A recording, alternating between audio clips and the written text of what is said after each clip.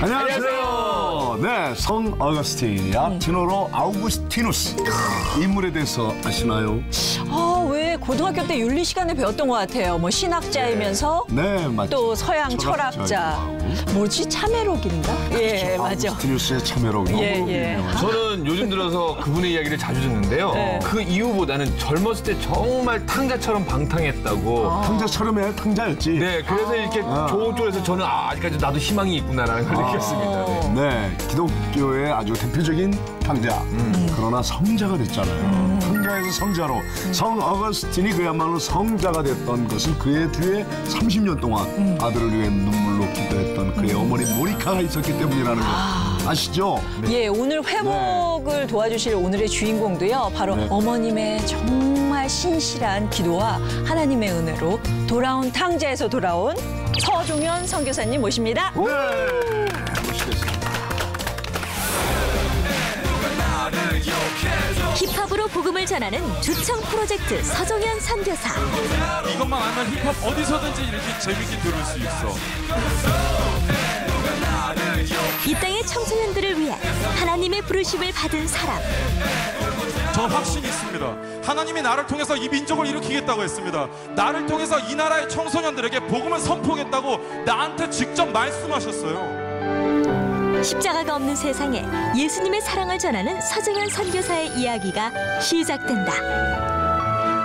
그들에게 진짜의 사명을 주기 위해서입니다. 나의 믿음 안에 믿음 있고 믿음 있는 곳에는 예수 있다. 리슨, 난 예수와 함께 있어. 이분이 선교사님 맞아?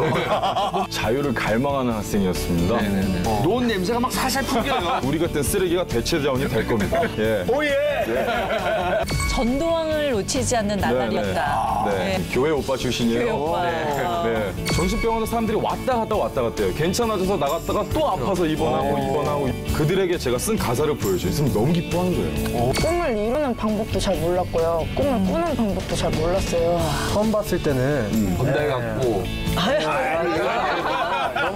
너는 꿈이 없지만 너는 내 나라의 꿈이다라는 이야기를 하셨어요. 저는 지식은 아직 없는데요. 좀 부르심이 확실히 내 안에 있으니까 그 부르심의 순종에서 내가 나아갈 것이다라고 했는데 거기 목회하면 내가 좀 신도가 될까 생각이 드는데. 말씀 전하기 시작하면 너무나 은혜롭다 그러던데. 겸손해야 되는데 제가 인정하고 싶습니다.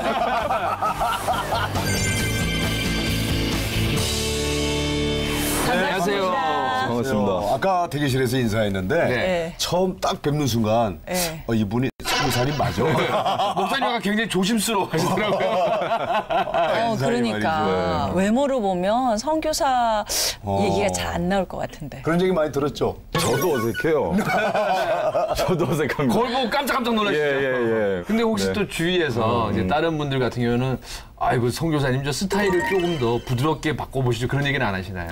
글쎄요. 저는 제 사명 중에 가장 첫 번째라고 한다면 하나님께서 사랑한다고 말씀하신 내 모습 그대로 주신 길을 걷는 거거든요. 그래서 제가 가면 쓰고 하나님께서 사랑한다 그랬는데 그 모습을 가릴 필요는 없죠. 그럼요. 네. 그러니까 하나님은 외모를 취하지 아니하시고 그 사람 중심을 본다고.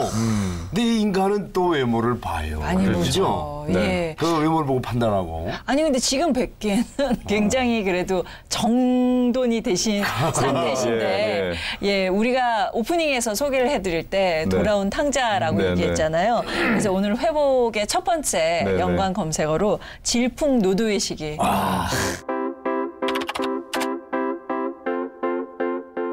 청소년기에 진짜 어떤 일을 하셨길래 스스로를 쓰레기라고 부르시는지. 아니 그렇게 부르는 게 맞나요? 예, 맞습니다. 저 깜짝 놀랐어요. 눈을 의심했는데 스스로를? 책을 발간한 적이 있었는데 거기에 제가 서론에 그런 이야기를 썼었어요. 그래서 거기에 나오는 이야기가 아마 이렇게 전해진 것 같아요. 학창 시절 어땠었는데요? 학창 시절 저는요 굉장히 그 자유를 갈망하는 학생이었습니다. 자유를 갈망해서 저도 자유를 갈망하는데 자유가 아니면 죽음을 달라. 근데 그래서 죽을 뻔했죠. 자유 갈망하다가 민주화 자유, 거기는 또 다른 자유. 저는 자유를 갈망하다가 죽을 뻔하고 실제로 죽을 뻔했어요. 예, 싸움을 하다 칼에도 많이 찔리고 그런 사건도 있어서 후에는 그렇게 살아오다 보니까 마음에 상처도 많이 생기고 그러다가 후에는 이제 정신병원에 폐쇄병 등에 입원을 하게 되고 거기서 이제 하나님의 이름을 새롭게 만났어요. 예. 그렇게 되면서 사역을 하게 되었죠. 재활용이 되셔온 거구나. 그 쓰레기 내용이 그런 겁니다. 재활용. 예, 버려진 거였는데 재활용. 네, 그게 세 가지를 제가 이야기해요, 책에서요. 네. 첫 번째는 제가 쓰레기였다는 점, 두 번째는 쓰레기였기 때문에 재활용의 대상이 됐다는 점이고요. 세 번째는 나 같은 쓰레기들한테 함부로 하지 말라는 거예요. 왜냐면 모든 천연 자원이 고갈된 세대가 오기 때문에 우리 같은 쓰레기가 대체 자원이 될 겁니다. 예. 오예. 예. 저 지금 대체 자원이에요. 잘해주셔야 돼요, 저한테. 아니 정말 굉장히 즐거운 목소리로 얘기를 하시지만 어떻게 생각하면 도대체 어떤 생활을 하셨길래 스스로 저렇게 얘기를 하시나 구체적으로 좀 얘기를 들어보면 좋을 것 같아요. 예. 중학교 때는 어땠어요? 중학교 때도 이렇게 크셨어요? 아니요, 그때 굉장히 말랐고요. 네. 살도 마음에 여유가 있어야 찌더라고요. 제가 아주 말라가지고 그래요? 예전 중학교 때 사진을 보면 굉장히 놀라워요. 그냥 제가 설교할 때도 아이들 만날 때 제가 중학교 때 사진 한번 보여주고 선교사 이후가 된 사진을 보여주잖아요. 비포 애프터를 보여주면 이 놀라운 하나님의 재창조 능력에 대해서 아이들은 절대 의심하지 않죠. 이 사람이 이렇게 예, 이미지 하나로 마무리하는 겁니다. 근데 그렇게 마르신 분인데 그렇게 아이들을 이렇게 아마 목사님과 형님께서는 아마 이해하실 거예요. 그 마른 사람들의 그런 예, 아실 거예요. 꼭 등치 큰 사람들이 싸움을 잘하는 건 아니거든요. 그래요? 예. 잘 모르죠. 네, 모르죠. 더 열을 많이 받는 사람이 이기는 겁니다. 588의 그 조폭들 그 속에서 살아봤잖아. 그렇죠, 그렇죠. 바쁘시다가. 거기서 거기를 휘어잡는 사람들은요 이런 주먹들이 아니라 야리야리한 사람이 병 깨고 그러니까 그 깡으로 예, 그렇죠. 악으로 깡으로. 그리고 제가 이렇게 딱 뵈니까 우리 송 교사님은요. 제가 고등학교 때 음악을 너무 좋아해서 롤라장 DJ를 잠깐 했었는데 노은 냄새가 막 살살 풍겨요. 그리고 또 그때 제가 듣기로는 책에서 보니까 학생부 상담 선생님들의 그 집중 관리 대상이라고. 예, 그랬었죠. 예전에는 그 당시에 제가 어릴 때 상처를 받게 된 사건을 잠깐 이야기하자면 중학교를 처음에 간 지 5월 달이었어요. 그러니까 말하자면 2월 달에 졸업하고 3개월 만인 게 5월이거든요. 그렇죠. 초등학생이에요. 교복만 입고 있죠. 애기죠. 그런데 어느 날 이제 학생부에서 저를 불러가지고 갔는데 저를 이유 없이 많이 때렸어요. 제가 활발한 학생이긴 했지만 뭐 남을 괴롭히거나 이런 류의 학생은 아니었거든요. 그리고 제가 초등학생이었는데 뭘 얼마나 어떻게 괴롭혔겠어요. 그냥 지퍼나 좀 뺏어 먹고 그랬겠죠. 그때 덩치가 컸으니까. 근데 제가 중학교 입학할 때가 이미 170이 넘었어요, 키가. 중학교에서 지금까지 11cm밖에 안 컸어요. 그러니까 초등학교 때 굉장히 많이 컸었는데 덩치가 크고 친구들이 많고 몰려다니고 리더십이 있고 그런 친구들이랑 같이 모여서 춤추고 이런 거 좋아했어요, 초등학교 때. 학예회 하면은 H.O.T. 막 이런 거 너무 좋아했거든요. 그런데 그렇게 지내다가 중학교를 가가지고 요주의 인물이 된 것이 그때 당시에 사회적인 분위기가 일진이다, 학교폭력이다 이런 게 완전히 집중돼 있는 상태였어요. 그러니까 이제 그 요주의 인물들을 집어가지고 이제 관리해야겠다 했는데 학교 측에서 저를 불러가지고 보니까 저 때문에 편지가 들어왔대요. 저 때문에 편지가 보니까 1학년 1반 서중현이 자꾸 때리고 돈 뺏고 그러니까 학교를 못 다니겠다는 거예요. 저는 그런 일이 없는데 그래서 이게 무슨 일이지? 근데 제가 어떻게 대항할 수 있었겠어요. 중학교 1학년인데 그러다가 선생님 제가 분명 그 상황이 지금도 기억이 나고 마음이 아파요. 출석부로 그렇게 때리고 그러다 출석부가 날아갔는데 그걸 물어와라고 이야기하시더라고요. 네. 그래서 가서 집어왔는데 출석부에 있는 그 글씨와 그 편지의 그 글씨가 똑같은 거예요. 저런. 내가 그때 이거 벗어날 수 없구나 생각해서 그때 이제 하지 않은 걸 반성문을 쓰기 시작했어요. 그 다음부터 억울하니까 안경 끼고 뭐 어떤 학생을 때렸습니다. 죄송합니다. 학교 끝나고 찾는 거예요. 억울하니까. 그래서 나쁜 짓을 하고 그러면서 어른들에 대한 권위주의에 대한 그런 마음의 상처가 마음의 염증이 생기다가 후에는 20살이 넘어가면서는 이제 인격장애 일종인 형태장애라는 판정을 받고 병원에 있게 됐었죠. 아니 근데 그 당시에 이제 그러니까 주요 집중적으로 이제 관찰 대상자가 네네. 됐잖아요. 네. 근데 그 후로 이제 친구들이랑 주먹 다짐도 그냥 하게 된 거야. 삐뚤어진 거야. 소위 말해서. 그렇죠. 삐뚤어진 거죠. 삐뚤어져서 네. 경찰서까지 막 네. 다니시고 네. 그럴 때 부모님이 어떻게 그러니까 저는 참 신기한 게요. 네. 저희 다들 너희 어머니 참 고생 많이 하셨겠다 이렇게 말씀하시는데 저희 어머니 참 평온하셨어요. 되려 저를 걱정 안 하고 나의 상대들을 많이 걱정했어요. 나의 상대들을 많이 걱정하고 그리고 저희 아버지는 저를 굉장히 많이 걱정하고 네. 노심초사하시고 그러셨지만 저희 어머니께서는 늘 그 자기 마음의 그 믿음이 너무 확고하셔서 내 아이는 하나님이 쓰신다. 내 아들은 결국에 돌아올 것이다라는 마음의 그 확신을 갖고 계셨어요. 그래서 제가 사고치고 경찰서에 있을 때마다 학생부실에 있을 때마다 제가 학교에서 가방 메고 나가서 엄마 나 학교 안 갈래 그러고 학교에 있을 때마다 어머니는 늘 그 말씀하셨어요. 넌 하나님의 기업이라고. 옛날에 그랬죠. 친구들이랑 동네에서 담배나 피고 그러면서 우리 엄마가 나한테 하나님의 기업이래. 그래서 무슨 기업?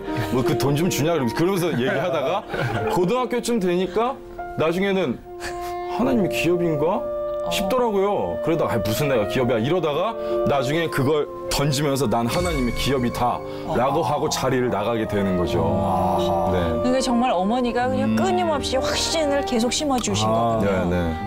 그러니까 모든 사람은 포기해도 어머니만큼은 아니야 난 널 포기할 수 없어. 이렇게 된 거죠. 네네.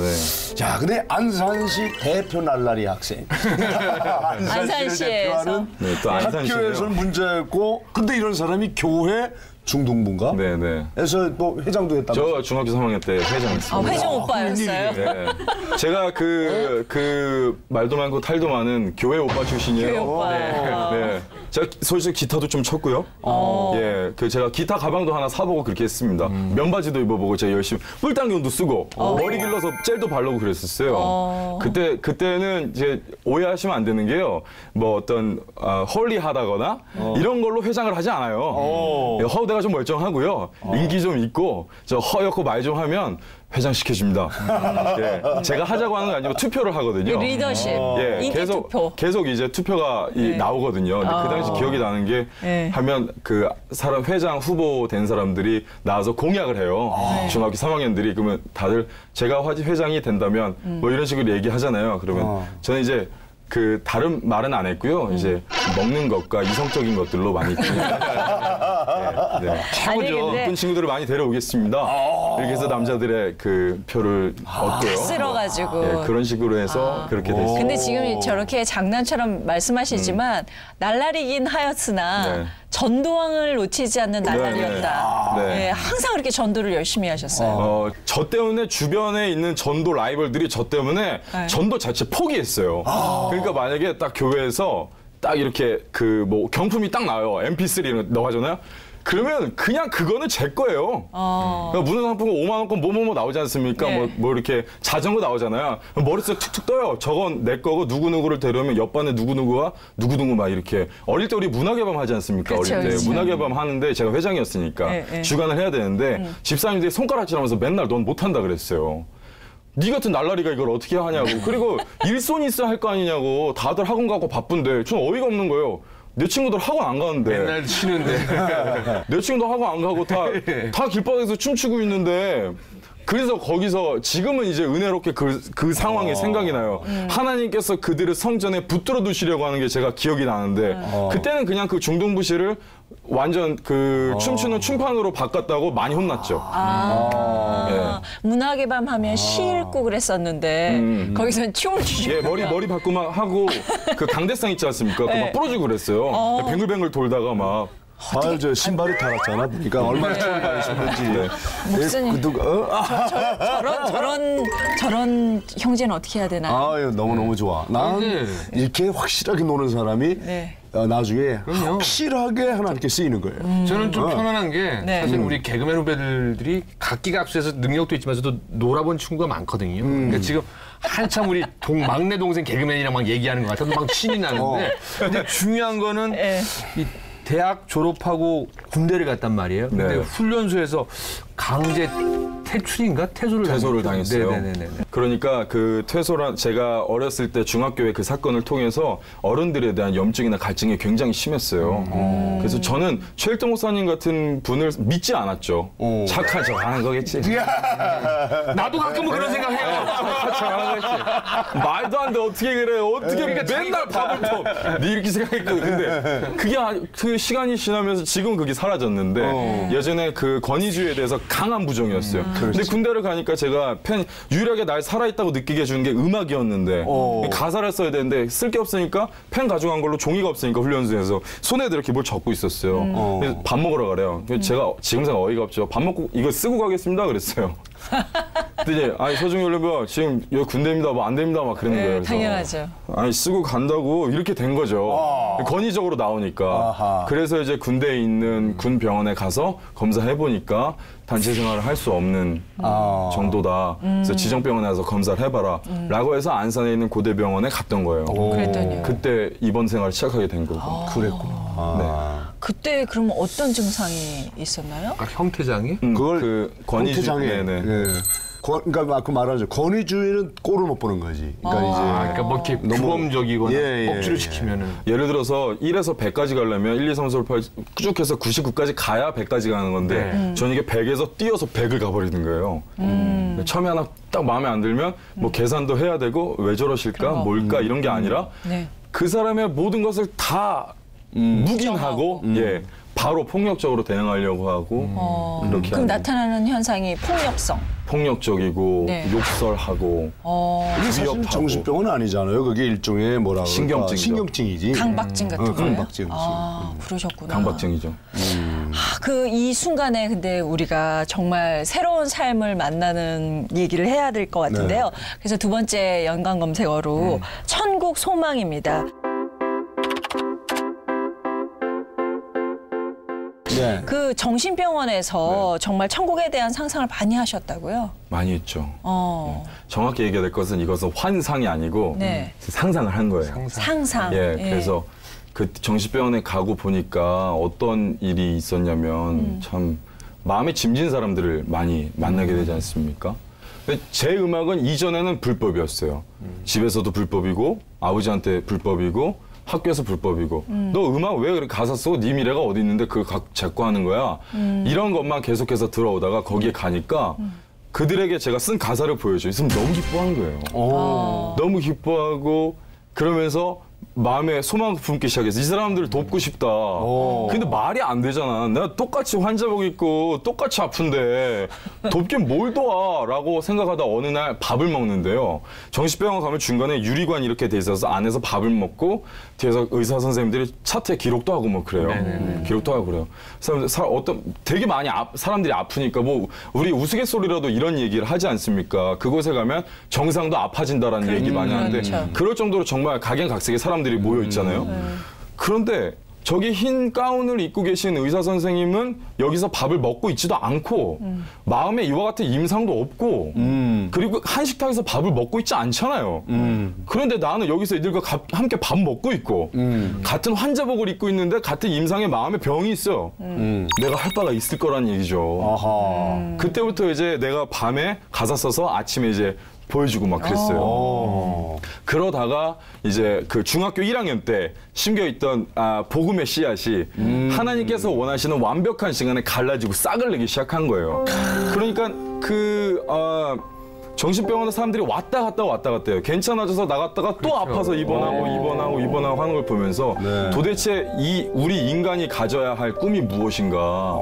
인간이 도대체 어디로 가야 하는데 이 사람들은 어딘가에서 상처받고 왔잖아요. 나가서 또 누군가에게 그 상처로 또 상처를 줄 거란 말이죠. 상처는 전염병처럼 계속 번지는데 이건 도대체 어떻게 막아야 내가 이 서운한 거야. 내가 가사로 그렇게 희망적인 얘기를 써줬는데 나가서 또 들어오고 또 아프고 또 링거 맞고 밥 못 먹고 포도당 넣고 이거를 계속 보면서 도대체 인간이 어떤 꿈을 꿔야 할 것인가를 생각하다가 천국에 소망을 두기 시작한 거예요.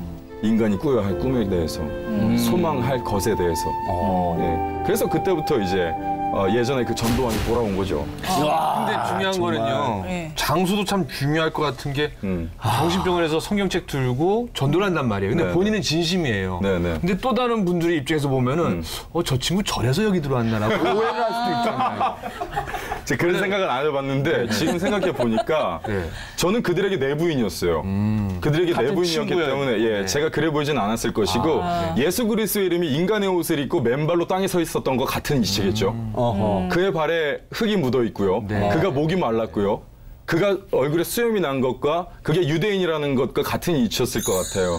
그분이 하나님의 아들이라고 해서 그 흰색 수트를 입고서 이렇게 대리석에 앉아있지는 않았잖아요. 네. 그렇죠. 예. 형상. 제가 그래서 그 사람들에게 이야기를 하는 것이 조금은 그들에게 오히려 와닿진 않았을까.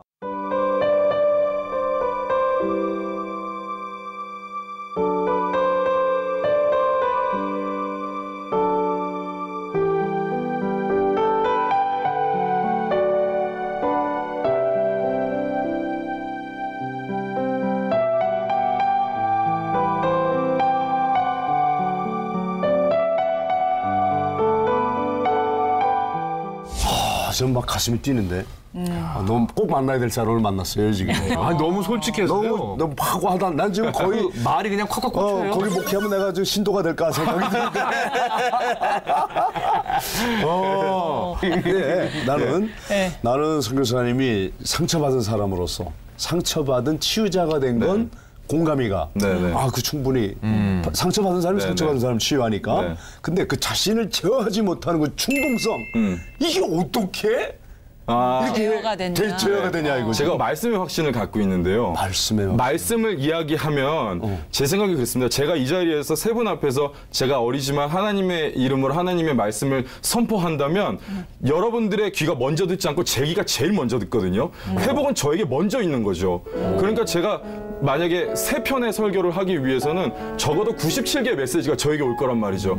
그래서 제가 말씀을 공부하면서 말씀에 대해서 하나님에 대해서 묵상하고 하나님을 알고 기억하고 하면서 가장 중요한 핵심은 이렇게 표현할 수 있겠어. 어떤 큰 길이 있는데 자동차가 하나가 딱 멈춰 있단 말이죠. 그게 만약 저라면 자동차는 이동수단이니까 움직이지 못하면 쓰레기잖아요. 그런데 어떤 정비사가 와도 이것을 고치지 못했단 말이죠. 아무도 못 고쳤는데 어떤 한 사람이 오더니 뚝뚝뚝 하는 게 뚝 고쳐냈어. 분명히 이 차를 만든 사람이라니까요. 제가 그 하나님을 만난 거란 말이죠. 그래서 그것이 변화가 된다는 얘기죠. 그러니까 아주 어렸을 때부터 있었던 것이 고쳐짐을 당하는. 근데 궁금한 게 오늘 참 비유를 적절히 정말 잘 하시는데 혹시 그 어머님 아버님은 왜냐면 또 군대 갔다가 퇴소당하고 정신병원에 있고 물론 이제 또 주님을 또 그 안에서 선포를 하고 또 전도를 하지만서도 어머님 아버님은 반응이 좀 어떠셨어요? 아버지는 반응이 없으시고요. 네. 아버지가 달성서가에 진짜 남자 쓰세요. 성함이 진남이거든요. 참진의 산의 남자예요. 네네네. 굉장히 남자다우시고. 남자다운. 예. 그러시고 어머니는 뭐 전혀 놀라지 않으세요. 제가 뭐 방송에도 나오고 또 많은 그 청소년들이 저를 찾아오고 제가 설교하는 이런 모습을 보시면서 전혀 엄마 기분도 안 좋아. 그러니까 미리 봤다. 이미 본 것이다. 1년부터 하나님의 기업이다. 미리 봤고 어머니가 나한테 그 얘기 하셨어요. 3년 전에 제가 사역하다가 마음이 힘들어서 자꾸 내가 스타가 되려고 한다는 걸 제가 알게 됐었어요. 지금도 가장 큰 쓴뿌리예요. 제가 생각할 때는 예수 그리스도만이 공인이신데 나는 관중 속에 있어야 되는데 근데 그 공인이 어찌나 멋진 것은 관중과 하나가 되기 위해서 무대를 포기하고 내려왔다는 점인데 내려온 그 순간에 내가 그걸 못 참고 무대 위로 올라가요. 내가 예수님 척을 하려고 깨끗한 척을 하려고. 그런 상황도 생기고 그래도 어머니가 이제 그런 얘기들 하실 때마다 준비된 것, 계획된 것, 뭐 넌 하나님의 기업이라는 것 이야기하실 때마다 상기하고 그렇게 생각하죠. 그렇구나. 진짜 어머니의 기도 덕분으로 본인이 지금까지 이렇게 이루고 계시다고 생각하세요? 어머니의 기도와 하나님의 뭐 주님의 은혜고. 예, 저는 이상해요. 첫째, 둘째를 그렇게 나누는 것은 엄마가 좋아, 아빠가 좋아랑 마찬가지인 것 같아요. 어머니를 제게 주신 것 자체가 우리가 만난 것 자체가 하나님의 은혜겠죠. 네. 오늘 막 우리를 막 흔들어 놓고 가네요. MC 필요 없어. 오늘 그냥 MC 겸 다 해. 근데 그 병원에는 아까 의사 선생님도 있고 여러분들이 있잖아요. 본인이 이제 나는 천국을 꿈꾸게 하는 사람이다라고 선포하고 또 주위 사람들이 이렇게 전도했을 적에 혹시 주위의 반응을 쉽게 받아주시던지 아니면 어떤지. 무시하죠. 굉장히 크게 무시하고 제가 이제 하나님을 선포하는 사람이 되고 싶다라는 꿈을 처음에 꿨을 때가 이런 거였죠. 하나님께서 저한테 그러셨어요. 너는 꿈이 없지만 너는 내 나라의 꿈이다라는 이야기를 하셨어요. 나는 꿈이 없는데 내가 하나님의 꿈이래. 그래서 제가 천국을 소망해야 된다. 그런데 제가 뭘 알았겠어요.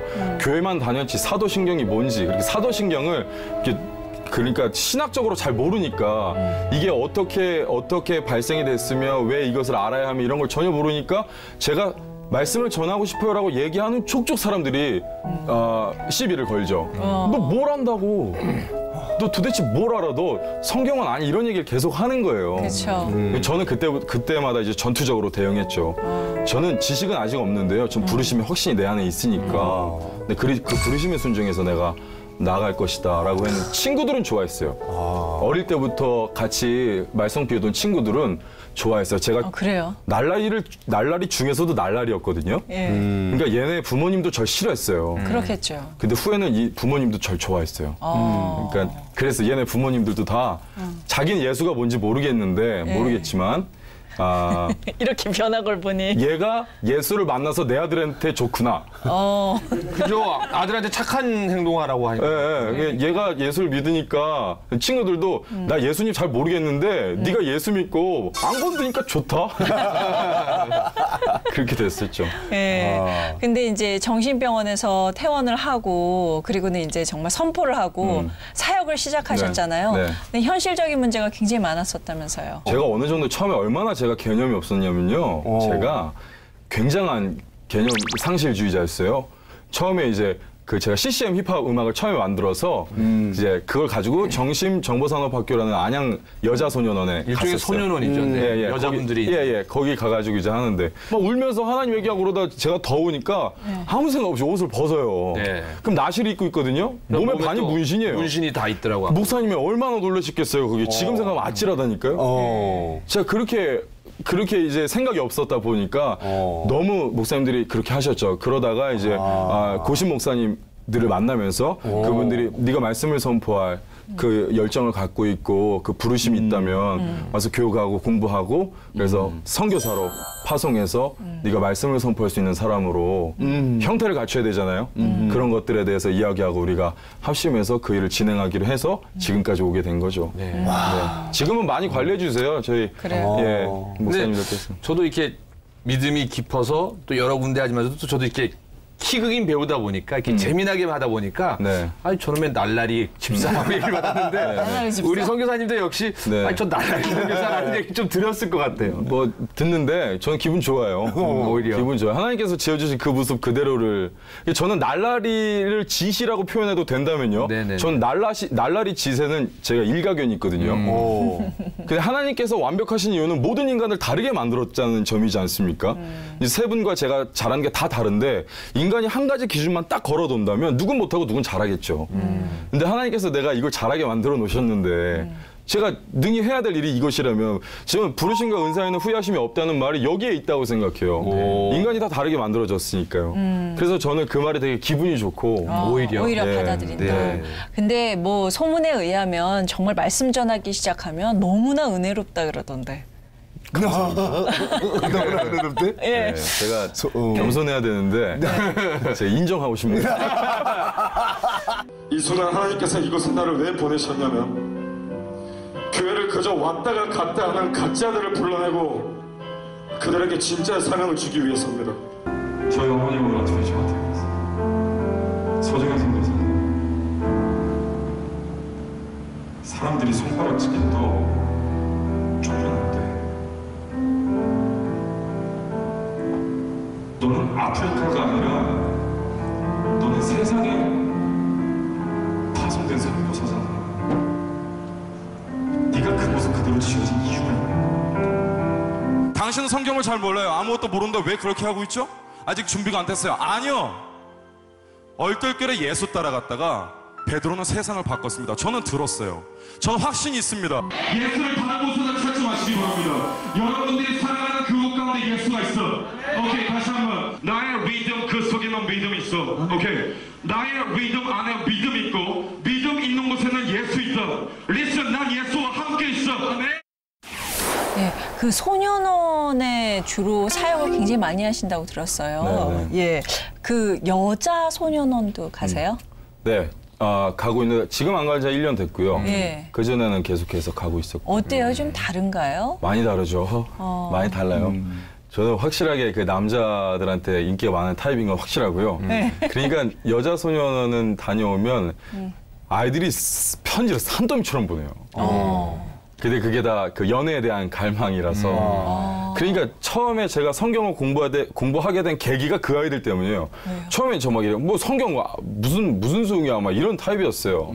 가서 부딪히고 사랑을 전하면 되지 이랬었는데 애들이 저를 보고 나서 궁금하니까 자꾸 편지에다가 성경 이거 무슨 얘기야라고 써서 보내. 근데 남자들 같으면 그냥 네가 알아서 해 이렇게 할 텐데 창피하잖아요. 그죠? 아, 선생님도 몰라 사실은 이럴 수 없고. 그러니까 창피하잖아. 그래서 좀 남자다워 보이려고 적어야 되니까 이제 그때부터 공부를 하기 시작한 거예요. 그 아이들 성경 구절 적어서. 그 친구들은 모를걸요? 제가 그래서 공부했다는 거. 그러셨구나. 그 좀 예쁜 또 사역이네요. 그죠? 이게 참 재밌는 게요. 그 아이들 처음에 한 트럭이 편지가 와요. 그다음에 편지 돌려 보내잖아요. 그다음에 딱 한 병만 와요. 편지가. 거기에 있는 대장님이 다 관리하셔갖고 나만 편지를 쓰겠다. 멋진 친구죠. 아주 우리 시청자들은 궁금히 여길 것 같아요. 선언에 가서 거기 있는 원생들에게 무슨 말을 해주나요? 어떤 메시지를 전하나요? 그런 얘기를 많이 해요. 여자 소년원이든 남자 소년원이든 간에 자신을 하나님의 앞에 공개해야 된다는 것. 아이들이 예수님을요. 참고서에서 보는 정보로 알고 있어요.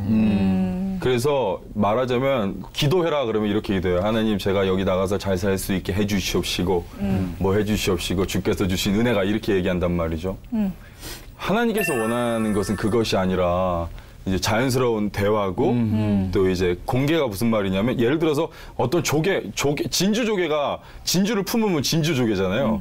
그런데 상처받지 않고 이게 작용을 거치지 않은 조개는 절대 진주를 품을 수 없는데 이 진주조개가 결국에는 입을 열어서 진주를 보일 때라 사람들이 그걸 진주다 이렇게 얘기한단 말이죠.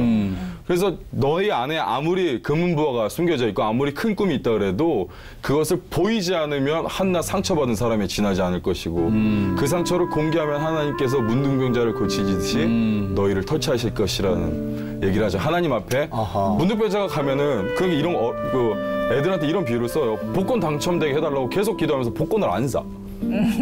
복권 사야지. 그렇죠. 그러니까 이제 가서 고쳐주세요 하지 말고 환불을 드러내고 이게 내 상처니까 고쳐달라고 얘기하라는 얘기를 하죠. 10명의 문둥병 걸린 사람이 예수님에게 고침을 받고 돌아가지만 근데 그건 고침이 아니고 씻김이죠. 그냥 10명의 씻김을 받았으나 단 한 명만 돌아와서 구원을 입죠.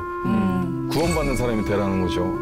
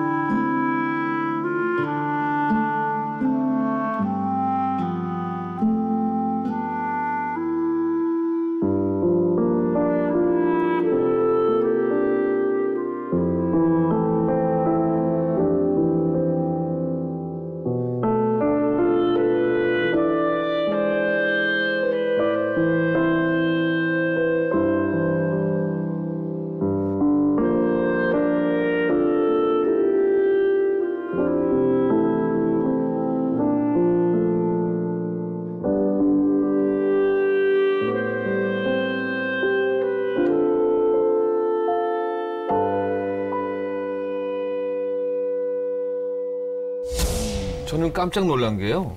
제가 옛날에 억울한 일로 1심에서 2년 6개월 실형을 받았다가 진실을 밝혀서 무죄를 받은 적이 있는데 제가 소년원에 의향시에 있는데 갔는데 그 전에 목사님이 하시다가 결국은 설교를 포기하시고 애들이 말을 안 들어요. 웅성웅성 근데 제가 죄송한데 제가 여러분들 선배님이다. 무슨 선배는 막 손가락질 하다가 제가 1심에서 2년 6개월 실형을 받았던 놈인데 조용해지더라고요. 그리고 그분들이 뭐 이제 피자를 사다 주다 보니까 그때 좀 이렇게 먹혔는데 끝났네요. 네. 딱 들어보니까 야 내가 봤을 때 우리 전도사님은 예전에 놀았던 게 사실은 그 사역을 위해서 저는 그걸 쓰임받는다고 저는 생각이 갑자기 들어와갖고 어떠세요 보시면? 뭐 그렇게 생각하고요. 준비시켰다는 생각이 들고요. 그대로 받아들이시는군요. 네. 그러니까 제가 하나님을 깊이 사랑하고 있는 이유 중에 하나도 설교할 수 없게끔 하는 사회 분위기에 반하는 죄를 짓지 않도록 해주셨어요.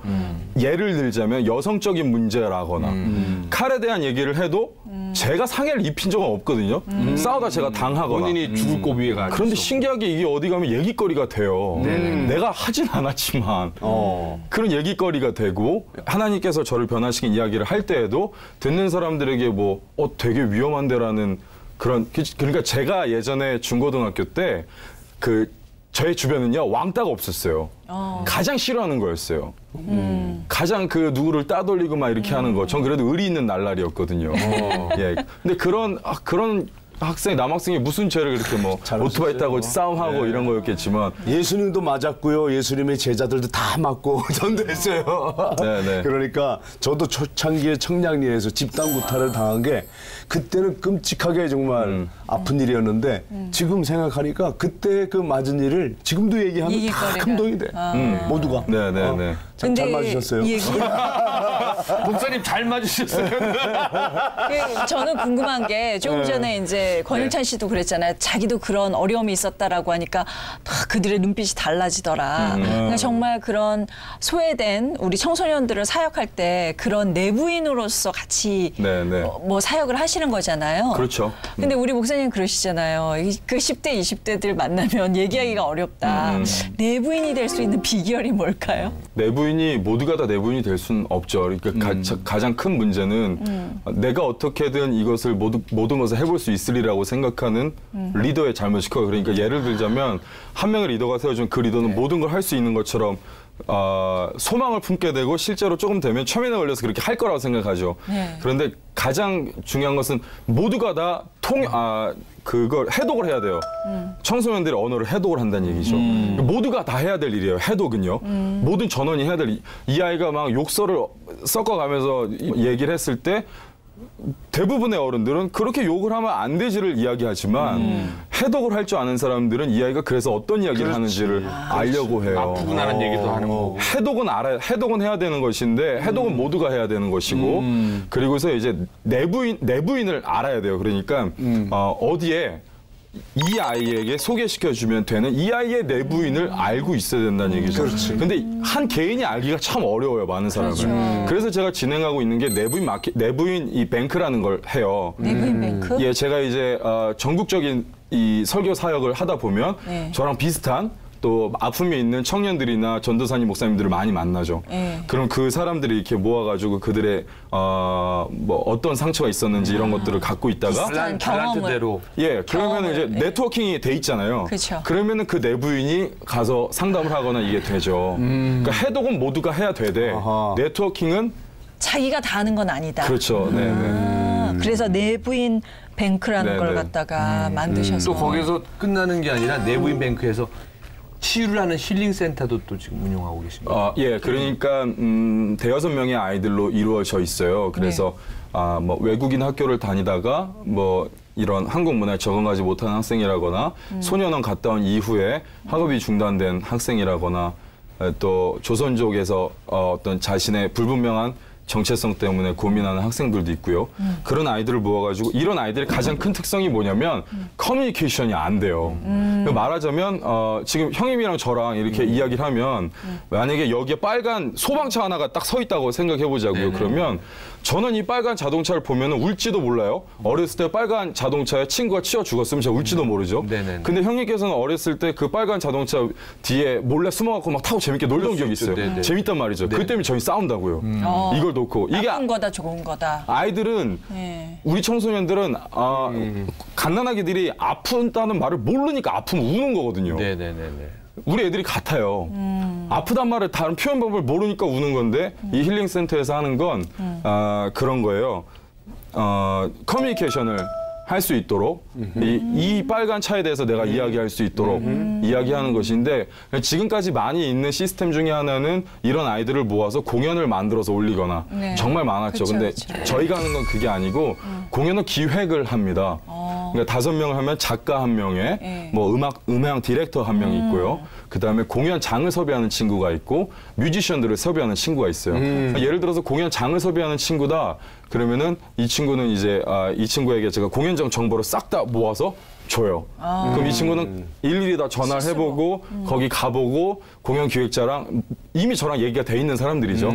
커뮤니케이션 해보고 그러면서 사진 찍어오고 와서 기획회를 하는 거죠. 그렇군요. 지금 얘기를 들어보니까 좀 자세하게 이 친구들이 진짜 어떻게 하고 있는지 네네. 직접 들어보고 싶어서 저희가 힐링센터의 청소년들을 스튜디오에 모셨습니다. 자, 나와주세요. 네, 어서 오세요. 반갑습니다. 나와주세요. 안녕하세요. 반가워요. 들어오세요. 반가워요. 예. 꿈을 이루는 방법도 잘 몰랐고요. 꿈을 꾸는 방법도 잘 몰랐어요. 처음 봤을 때는 건달 같고. 선교사님 설교에서 정말 제 마음을 이제 뜨겁게 했던 말이 있었는데 그러니까 저는 예수님 코스프레 하는 걸 따라하는 걸 좋아해요. 30년 동안 목소리를 하시면서 어떤 기분을 느끼셨을까 저는 이게 궁금했어요. 그리고 목소리 되게 외롭더라고요. 찾아내 세상에 뺏긴 영혼들의 투약한 백신 PPP. 제 생각이 그래요. 여기가 만약 우리가 예수 그리스도 믿으면 아는 자들이 있는 곳이 양지라면 음지에 있는 자들에게 일로 와라 들어와라 여기가 좋다라고 한다면 그들은 들어오는 순간 눈이 멀어버릴걸요. 빛의 정확한 역할은 어둠에 갔을 때 밝힌다는 것이죠. 십자가가 없는 곳에서 십자가가 되는 게 제가 할 일이죠. 통교사님 짱입니다.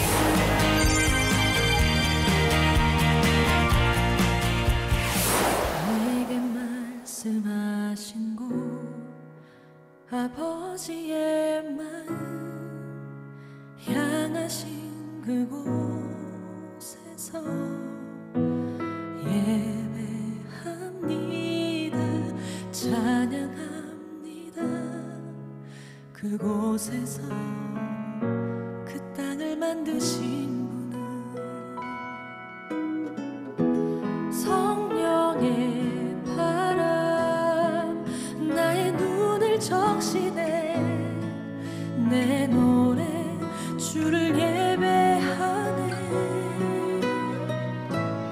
하늘 가득히 주의 영광 선포되네 주님 그 땅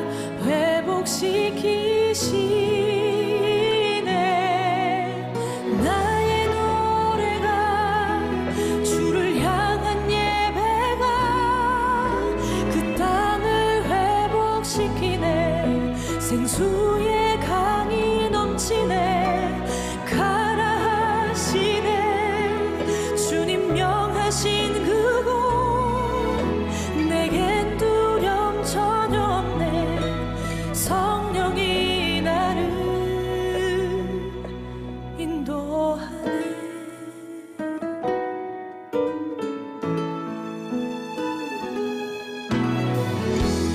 내게 말씀하신 곳 아버지의 마음 향하신 그곳에서 예배합니다 찬양합니다 그곳에서 그 땅을 만드신